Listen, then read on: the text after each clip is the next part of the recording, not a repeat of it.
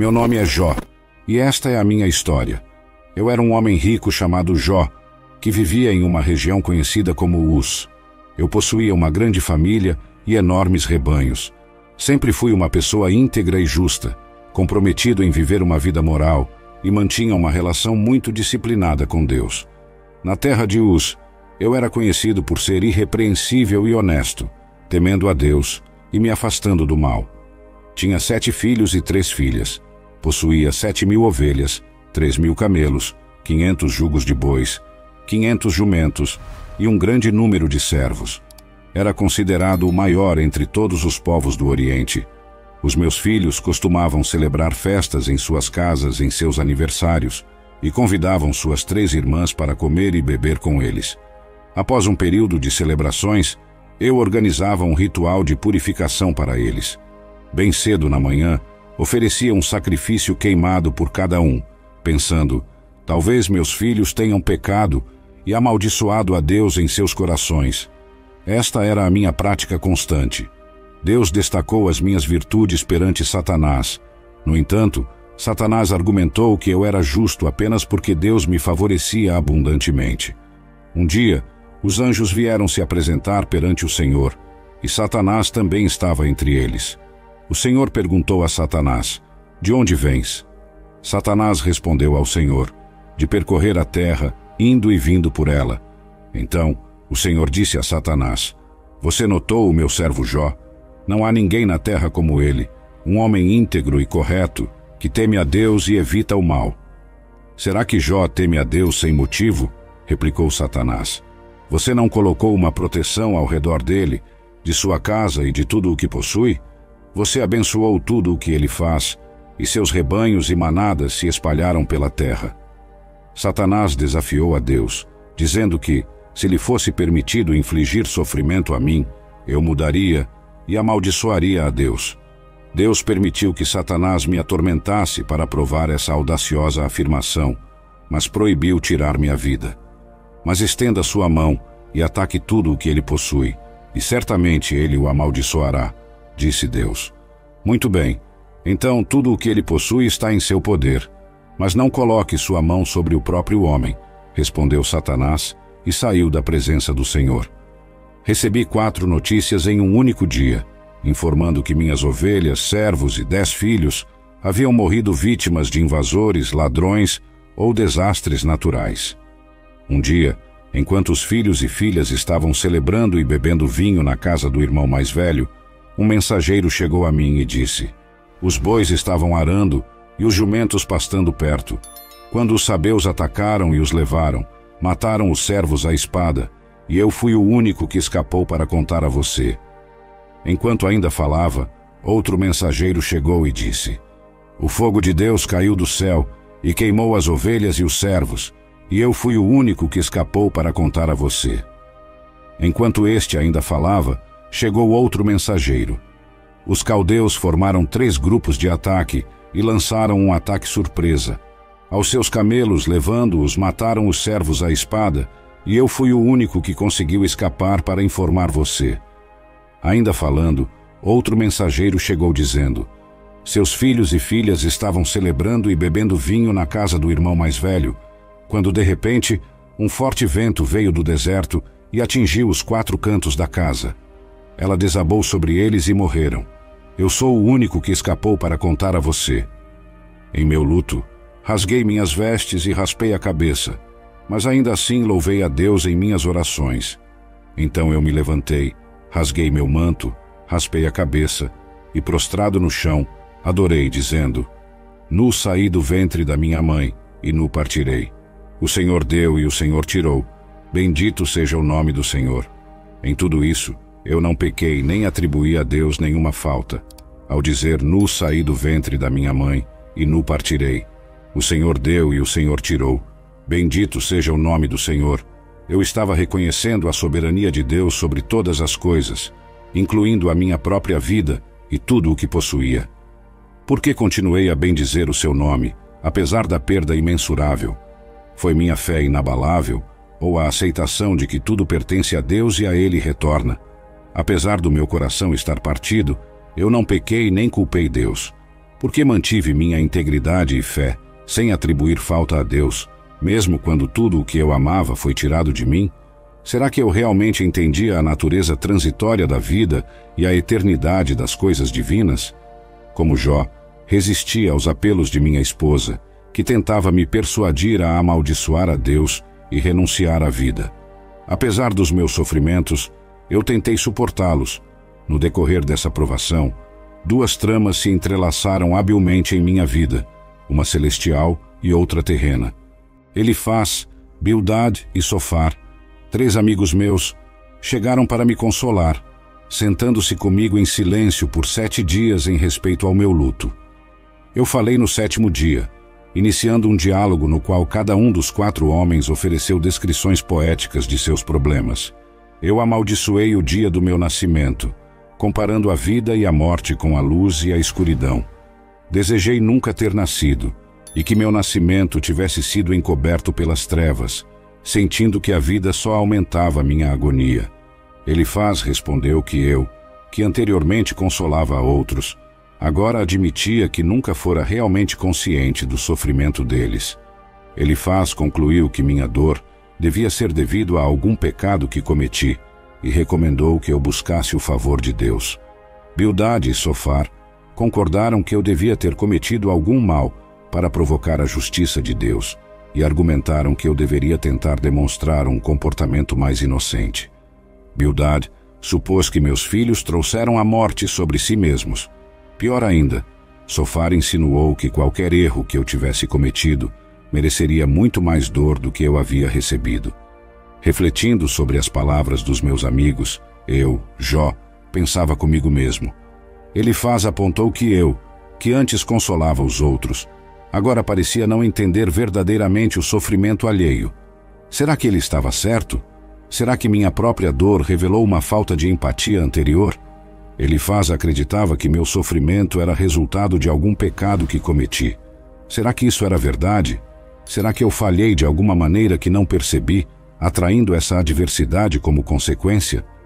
Bildad e Sofar também pareciam convencidos de que eu havia cometido algum mal, provocando a justiça de Deus. Isso me fazia questionar. Será que injustiças involuntárias ou desconhecidas da minha parte poderiam ter levado a tais calamidades? Bildad foi ainda mais longe, sugerindo que meus filhos poderiam ter causado sua própria morte por suas ações. Isso me torturava. Como poderia aceitar que a tragédia que se abateu sobre meus filhos inocentes fosse de alguma forma merecida? Sofar insinuou que qualquer erro meu mereceria ainda mais dor do que eu estava enfrentando. Isso me fazia refletir profundamente sobre a natureza do sofrimento e da justiça divina. Será que existe uma proporção direta entre nossas falhas e os sofrimentos que enfrentamos? Estou realmente sofrendo mais do que mereço? Ou há algum propósito maior nessa dor que ainda não consigo ver? Essas palavras dos meus amigos pesavam sobre mim. Eles tentavam encontrar razões para meu sofrimento, mas suas palavras muitas vezes soavam como acusações. Eu lutava internamente para entender a natureza da justiça divina e questionava se havia algo em minha vida que eu precisava corrigir ou se esse sofrimento fazia parte de um plano maior, insondável para a compreensão humana. Reagi a cada um desses comentários, tão irritado que chamei meus simpatizantes de médicos inúteis que mascaram sua ajuda com mentiras. Meus ouvidos ouviram e entenderam isso.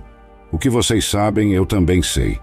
Não sou inferior a vocês, mas eu desejo falar com o Todo-Poderoso e discutir meu caso com Deus. No entanto, vocês me difamam com mentiras. São todos médicos inúteis.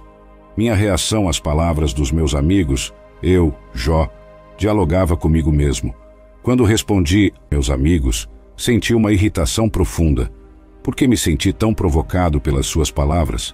Eles estavam tentando ajudar, mas por que suas palavras soavam tão vazias e falsas para mim? Chamei-os de médicos inúteis. Será que fui duro demais com eles? Ou será que eles realmente não entendiam minha dor e sofrimento? Eu disse a eles: meus ouvidos ouviram e entenderam isso. O que vocês sabem, eu também sei. Não sou inferior a vocês. Por que senti a necessidade de afirmar minha compreensão e conhecimento? Será que sentia que eles me viam como ignorante sobre os caminhos de Deus e as razões do sofrimento humano? Queria que eles soubessem que eu também buscava respostas, que eu não era menos sábio ou entendido do que eles. Mas o que eu realmente desejava era falar com o Todo-Poderoso, discutir meu caso diretamente com Deus, porque a presença de Deus parecia a única solução para mim. Será que porque apenas Deus poderia entender verdadeiramente o que eu estava passando e oferecer as respostas que eu procurava? Eles me difamaram com mentiras, ou era apenas a interpretação deles tentando fazer sentido da situação? Por que suas palavras soavam tão vazias e sem compreensão para mim?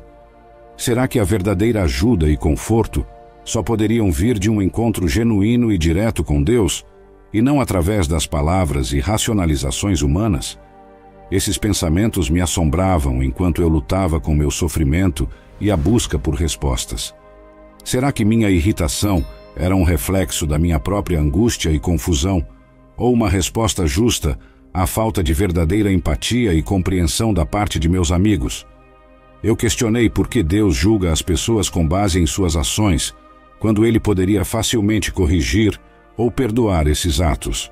Estava perplexo sobre como um ser humano poderia satisfazer completamente a justiça de Deus, dado que os caminhos de Deus são misteriosos e além da compreensão humana.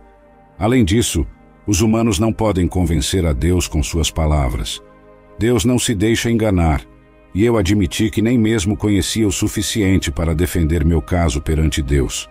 Eu ansiava por alguém que pudesse mediar entre mim e Deus, para que não fosse condenado ao Sheol, o submundo. Acreditava que no céu havia uma testemunha ou redentor que atestaria minha integridade. Eu sei que meu Redentor vive e que no final se levantará sobre a terra. Agora mesmo minha testemunha está no céu. Meu advogado está nas alturas.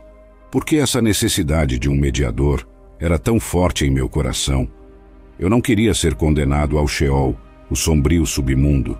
Será que meu anseio por um Redentor revelava uma profunda compreensão da necessidade de intercessão na relação entre o humano e o divino? Eu acreditava firmemente que no céu havia uma testemunha ou um Redentor que atestaria minha integridade. Eu sei que meu Redentor vive e que no final se levantará sobre a terra. Essas palavras expressavam minha fé inabalável em uma justiça maior. Mas quem seria esse Redentor? Uma figura celestial, um anjo ou um aspecto do próprio Deus? Como eu sabia dessa existência? Era uma convicção nascida da fé ou do desespero? Agora mesmo minha testemunha está no céu, meu advogado está nas alturas. Essa ideia me trazia conforto. Havia alguém, algum ser celestial, que conhecia minha verdade, minha integridade e minha inocência. Será que isso significava que, apesar do meu sofrimento e da incompreensão dos que me cercavam, havia um reconhecimento divino da minha situação? Essa crença em um Redentor celestial me fazia sentir que, embora injustiçado na terra, eu teria minha causa justificada no céu. Será que isso refletia um entendimento profundo de que a verdadeira justiça vai além do que é visto e entendido no plano terrestre? Será que minha fé estava ancorada não apenas na esperança de alívio terreno, mas na certeza de uma vindicação divina e eterna? Esses pensamentos sobre um mediador entre mim e Deus me faziam ponderar sobre a natureza da relação humana com o divino. Será que todos nós, em nossos momentos mais sombrios e confusos, ansiamos por esse tipo de intercessão e compreensão que transcende o mundano e toca o divino? O sofrimento tornou-se insuportável para mim, e fiquei amargo, ansioso e assustado. Lamentei a injustiça de Deus ao permitir que pessoas más prosperassem, enquanto eu e muitas outras pessoas honestas sofriam. Quis confrontar Deus e protestar, mas não conseguia encontrá-lo fisicamente. Pensei que a sabedoria estava oculta da humanidade, mas resolvi persegui-la, temendo a Deus e evitando o mal.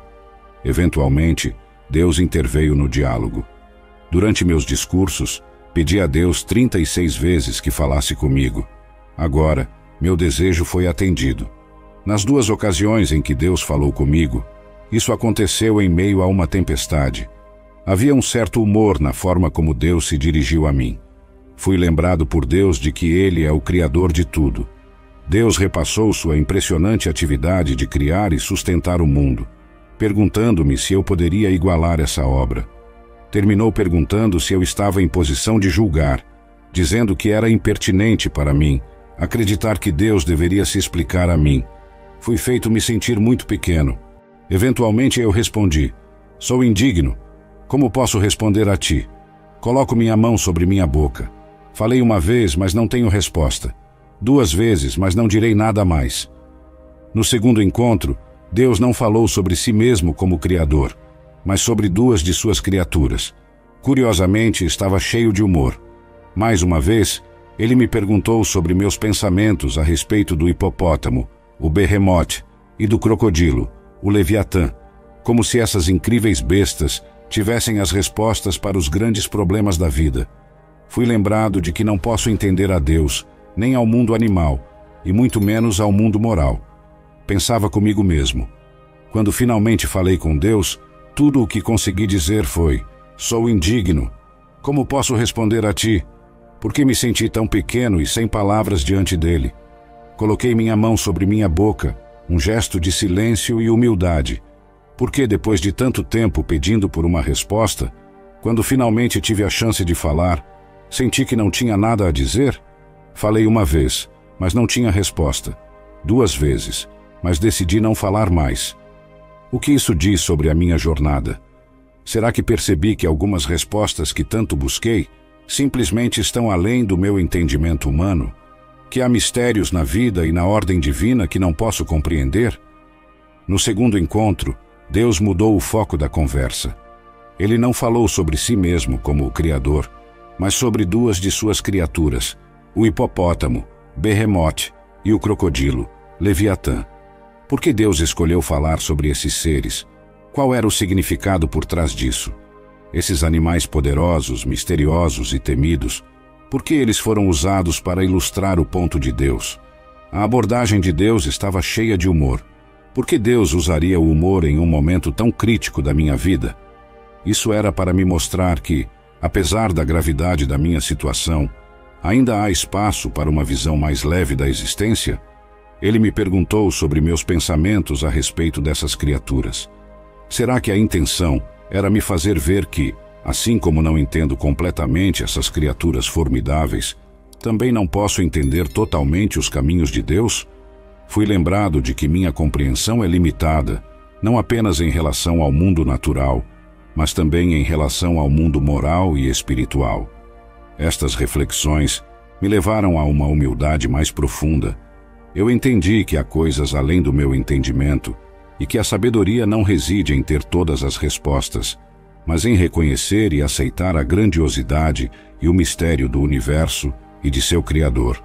Assim, o ponto principal de Deus foi: por que você está tentando discutir comigo? Eu respondi que Deus é onisciente e que nenhum plano dele pode ser frustrado. Agora me dei conta de que meu questionamento a Deus foi totalmente inadequado, e me desprezei e me arrependi em cinzas e poeira. Embora o encontro com Deus tenha sido humilhante para mim, o núcleo do meu problema foi abordado, já que voltei a me conectar com Deus. O diálogo ofereceu um clímax magnífico e inesperado para o livro. No epílogo, o texto muda de poesia para prosa, quando aceitei que não devia culpar a Deus por minhas interações com ele. Deus restaurou a mim filhos, 7 filhos e 3 filhas, propriedades, camelos e rebanhos de ovelhas, tornando-me muito mais rico e feliz do que antes. Como servo de Deus, fui reabilitado. Por outro lado, meus 3 amigos foram severamente repreendidos por Deus.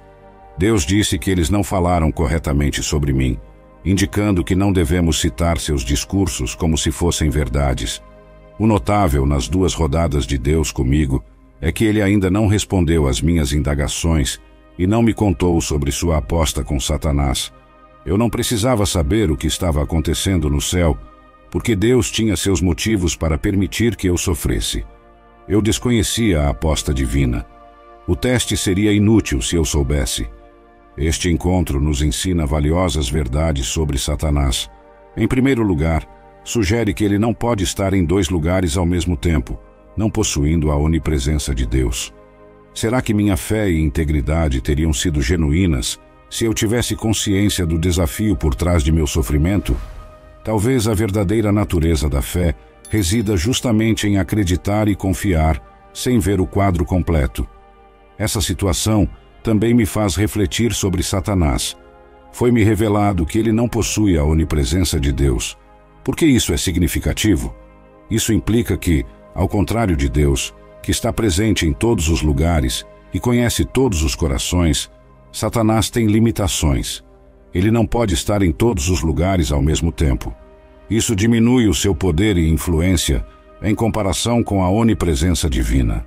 Será que isso também significa que o mal no mundo, representado por Satanás, tem suas limitações e não pode se igualar ao poder e presença de Deus? Isso me oferece algum conforto, saber que mesmo em meio ao meu sofrimento, Deus está presente, enquanto as forças do mal são, de alguma forma, limitadas. Essa revelação sobre Satanás abre meus olhos para a realidade de que, embora o mal exista e possa causar sofrimento, ele não é onipotente nem onipresente. Deus, em sua onipresença e onisciência, tem um plano maior que transcende as limitações do mal. Talvez haja uma lição aqui sobre o poder relativo do bem e do mal, e sobre onde repousa a verdadeira supremacia e presença constante. Por que eu estava sofrendo mais do que outras pessoas era a questão central abordada. Existem 2 pontos de vista. A primeiro, meus amigos estavam seguros de que o meu sofrimento se devia ao meu pecado. Segundo, eu estava convencido de que não estava pecando e protestei minha inocência. Qual foi a minha maior dor? Isso esclarece a importância deste tema. Foi uma confrontação física. Eu estava coberto de chagas da cabeça a pés, cansado, exausto e em dor insuportável.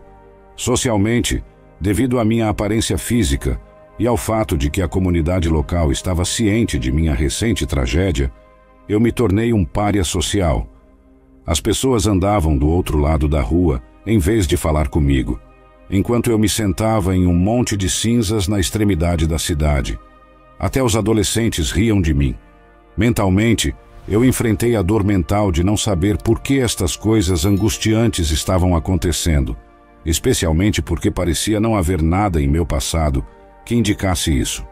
Espiritualmente, minha angústia espiritual era muito pior do que qualquer outra, já que me sentia distante de Deus. Eu clamava, implorando a Deus que me encontrasse, falasse comigo e até discutisse comigo. Esse foi o meu verdadeiro e mais insuportável sofrimento. O sofrimento é muito mais agonizante se acreditamos que Deus está distante e desinteressado. No entanto, quando finalmente consegui falar com Deus, as coisas não aconteceram como eu havia planejado. Para os cristãos, o livro da minha história pode ser visto no contexto do Novo Testamento. Primeiro, Deus permitiu que Satanás provocasse a morte de Jesus na cruz, com o próprio Filho perguntando: "Meu Deus, por que me abandonaste?", assim como comigo. Deus não explicou por quê, o que sugere que até mesmo o Filho de Deus perdeu o contato com o propósito de seu sofrimento sob a intensidade do tormento da crucificação. Segundo, o cristão entende que a vida continua além da morte. Os problemas do sofrimento não precisam ser resolvidos nesta vida. É interessante notar que na versão grega do livro da minha história foi adicionado um versículo adicional, afirmando que eu ressuscitaria com aqueles a quem o Senhor ressuscitar. Terceiro, esta esperança de ressurreição nos lembra que haverá uma reivindicação final de mim. Os cristãos acreditam que Jesus voltará para julgar os vivos e os mortos no fim dos tempos. Um dia, haverá uma cena de tribunal, onde Jesus se sentará como juiz, e todas as pessoas, más e piedosas que viveram, estarão diante de seu trono para serem julgadas de acordo com suas ações em vida. Portanto, tudo o que eu ansiava está prestes a se tornar realidade. A justiça de Deus será aplicada a toda a raça humana em uma reivindicação pública de justiça. Ao explorar a minha história, descobrimos que as lições de fé, resiliência e justiça são mais relevantes do que nunca. Mas a jornada não termina aqui. Temos muito mais para descobrir juntos. Cada história que compartilhamos é uma nova oportunidade para desvendar mistérios, encontrar inspiração e transformar nossa percepção do mundo. Então, não fique de fora. Inscreva-se no canal agora e ative as notificações para nunca perder uma aventura. Seu like é muito importante para nós, pois nos ajuda a alcançar mais pessoas com essas poderosas mensagens. Comente abaixo suas reflexões e compartilhe este vídeo com amigos e familiares que também se beneficiariam dessas histórias extraordinárias. Juntos, continuaremos nossa jornada em busca de sabedoria e inspiração. Nos vemos no próximo vídeo, enquanto encerramos juntos mais um capítulo.